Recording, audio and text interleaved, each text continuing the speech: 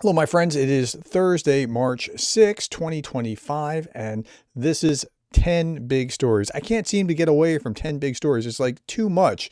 I can't seem to whittle it down. Okay, so let's start with this, and we'll move very rapidly. Everyone must ensure that Russia, the sole source of this war, accepts the need to end it, says Volodymyr Zelenskyy.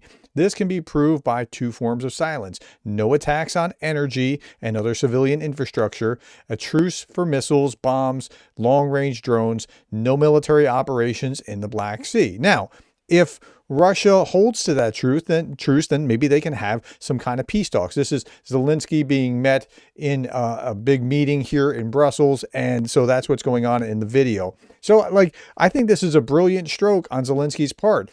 I don't think that the Russians will come to the table. And then what will Putin do? Say, no, that's not our terms? Well, it's going to then put Trump in an awkward position where he's going to have to do something to the Russians in order to enforce that. Here's Zelenskyy meeting with Macron, and Zelenskyy meeting with the Australian federal chancellor, and he's meeting with all kinds of people there. Okay, now, President of the European Parliament, Roberta Metsola, said this: the situation today is exactly the same as it was 3 years ago. Let's hear what she has to say here, because this is worth listening to. I think I'll be a little bit more blunt than usual today, and our message on this day of a Special European Council on Defence is that it is about damn time. This is something that we have been asking for a long time, that the European Union, that Europe is capable of standing up on its own 2 feet.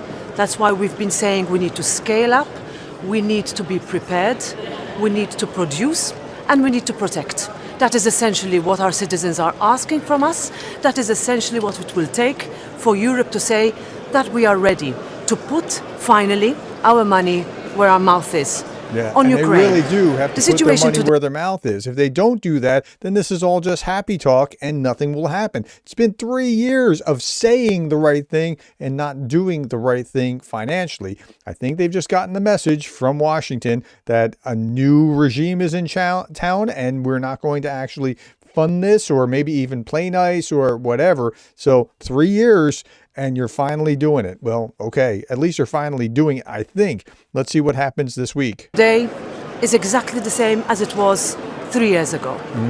Ukraine is fighting for Europe, and Europe needs to be hand in hand, lockstep with whoever is fighting for our security, for our values. Ukraine's security is Europe's security. And today, more than ever, also with the president of the country, we will stand with him and will say, we are with you. But to do that, we need to do more. We need to make sure that even here we put our money where our mouth is, that we help financially, that we help militarily, and we're able to say that, yes, what you are fighting is what we will be fighting for. Okay, let's see if they do it. Now, there are proposals like the European 800 billion euro rearmament plan will allow EU countries to invest further in Ukraine's defense industry. And what they mean by that, Georgie helped me understand this. He clarified some things in a live stream yesterday where he was explaining, okay, this is a framework. It's like our debt limit in the United States. It's that kind of thing. And then countries can do what they do working within that. So if you don't understand that, you can go back to this video here about a European perspective. And that's just yesterday. Okay. Next big story. According to Bloomberg, the United States is demanding that Ukraine agree to a quick ceasefire as a condition for signing a mineral agreement. But the news is going so fast, the mineral agreement, it looks like, has just been removed by the U.S. So now they want a quick agreement so that they can run a victory lap and be done with this thing, because this is just kind of weighing them down. But it looks like the mineral agreement's now off the table. Okay, next, the U.S.-Ukraine meeting in Saudi Arabia will discuss the framework of a settlement agreement and a 6-month ceasefire, Trump special envoy Witkoff has said. I don't know that a 6-month ceasefire is going to actually take. I mean, if I was a betting man, I would say that Russia won't be able to resist doing something along those lines. They're certainly going to be refortifying the lines if they could agree to something like that. But I think they would also be very antsy to shoot something at Ukraine as well, and then blame Ukraine and act like it was Ukraine's fault. Okay, here's Marco Rubio, kind of disappointingly saying it's a proxy war between nuclear powers, the United States helping Ukraine and Russia, and it needs to come to an end. Let's hear what he has to say, and then we'll talk about it. I think the important thing to understand about This was yesterday, Ash Wednesday. That's why he has the thing on his head. He's Catholic. last Friday is not last Friday. It's everything that led up to it. It's been very clear from the beginning that President Trump views this as a protracted, stalemated conflict. And frankly, it's a proxy war between nuclear powers, the United States helping Ukraine and Russia. And it needs to come to an end. And no one has any idea or any plan to bring it to an end. The plan of the At least he's being honest about that, and no one has any idea or plan to bring it to an end.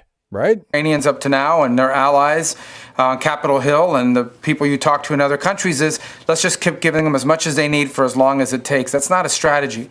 On the Russian side, obviously, they struggled early on in this conflict. They're a bigger country. They've made some progress, but by no means are the Russians running away with it either. So it's a stalemated conflict. Okay, and now this is so I was just in a live stream with Greg Terry. I'll talk about it in just a moment again, where somebody was asking, like, what happened to Rubio? Yeah, Rubio, I'll explain it this way. So there was another, this was the British ambassador to the U.S. who has gone rogue. He's given his own opinion that kind of is more pro-Russian-ish or something, but he's not supposed to do that. He is supposed to. The U.K. ambassador to Washington isn't meant to communicate his own opinion. He's meant to communicate to the U.K. government opinion. And so like that's what he's supposed to do as the ambassador. And so that's what Rubio is doing here. He's communicating the administration's opinion. So basically the Trump's policy moving forward. So he said in this interview about how it needs to come to an end. It needs to come to an end. That's what you keep hearing them say. They're on message. That's what politicians do. Okay, now, would I prefer that Rubio was actually saying what Rubio has said for the last 20 years? Absolutely, but that's explanatory of what he's doing right now. Okay, Trump's inner circle secretly discussed elections in Ukraine with Zelensky's opponents, according to Politico. Talked about that this morning. Talks with Tymoshenko and Poroshenko allegedly focused on elections after temporary truce, but before peace negotiations. Publicly, both oppose elections before the war ends. And Tymoshenko just came out and said, yep, that happened. They were talking to us. That's a brilliant stroke on her part because like this looks like she's supporting Zelensky and she's not stabbing him in the back. And that'll work well for both the Ukraine and for Tymoshenko, in my opinion. U.S. Special Envoy to Ukraine and Russia, Keith Kellogg, tells the Voice of America he's unaware of any discussions between the U.S. administration and opposition leaders in Ukraine. Quote, I saw a report in Politico. I haven't heard anything. I would find it really hard to believe right now. Well, I think he's a stand-up guy and they kind of went around him. So yeah, that's how I read what's going on there. I don't think Keith Kellogg may be trying to carry the message of the administration and work a deal with Ukraine, but I don't think he's a liar. That's just my read. Okay, next story. Do Trump, Vance, and Graham realize that their attacks on Zelensky have triggered a massive spike in his popularity? If you were trying to get rid of Zelensky and force an election, you would probably get a Zelensky result because forcing the election only makes Ukrainians dig in and want to protect their sovereignty and their president even more. And yeah, he'd win in a free and fair election. He'd win a landslide. I think that's pretty fair. Next big story. General Kellogg again says Ukraine brought it on themselves. That's a Trump administration line. When pushed on the pause in intelligence and the military assistance, he said that you don't negotiate peace in public. You don't challenge the president of the United States in the Oval Office. He was forewarned. He might have been forewarned, but the way that they did it just looked like bullying. I mean, what do you mean by diplomacy? Putin has violated this 20 times. Now, maybe he should have bit his tongue, but at the same time, there's it was a legitimate question, and Vance just jumped on that, and it looked like he was bullying him, which I get. I understand that. That does seem to be like what was happening. Okay, next big story. U.S. President Trump is considering changing the format of U.S. participation in NATO, including renouncing the obligation to defend allies in case of an attack, according to an NBC News report. I don't have any more information about this, but this is the worst foreign policy change that I've seen in my lifetime. I think this is absolutely terrible. Okay, I talked about this with Greg Terry in a live stream just a little while ago. And if you want to see that, just go back to my last video, which is a live stream. We were talking about that very thing. Next big story. This is a commentary, so it's not really like a news article, but it's a proper thought that ought to be included in how we're processing this. Since the U.S. has already decided to reset relations with Russia, full stop.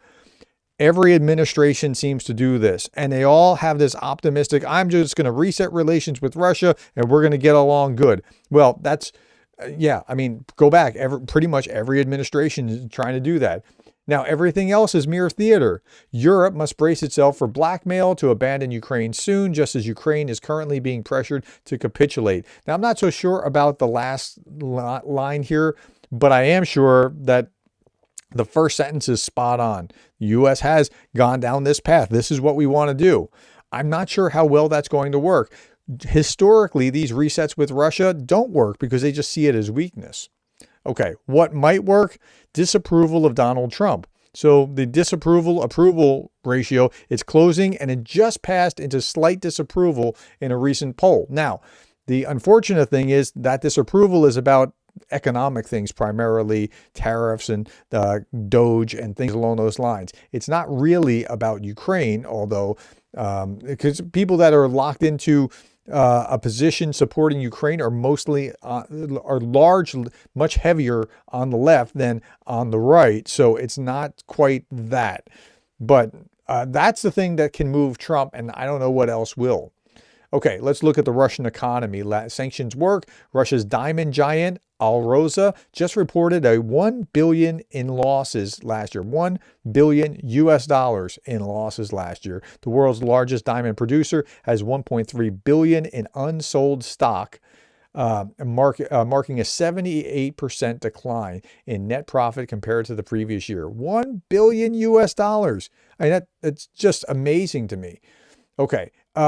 Russia's auto industry enters full state of collapse as passenger car sales drop 25% year over year for February. Some brands down as low as 58% down. Wow. I mean, that's pretty terrible. Okay. Dark days for the Russian budget up ahead as the long-time $70 floor for oil price has become a ceiling. We're going down to 50. Like if you look at oil prices over time, yep. I mean, the budget's predicated on $70. So if they can get over $70 a barrel, then they're doing pretty well. Everything else is gravy. Below that, it's trouble. Okay, another breaking story. Next big story. The Trump administration, now again, this is saying it plans to do this, plans to revoke the temporary legal status of approximately 240,000 Ukrainian refugees, according to Reuters.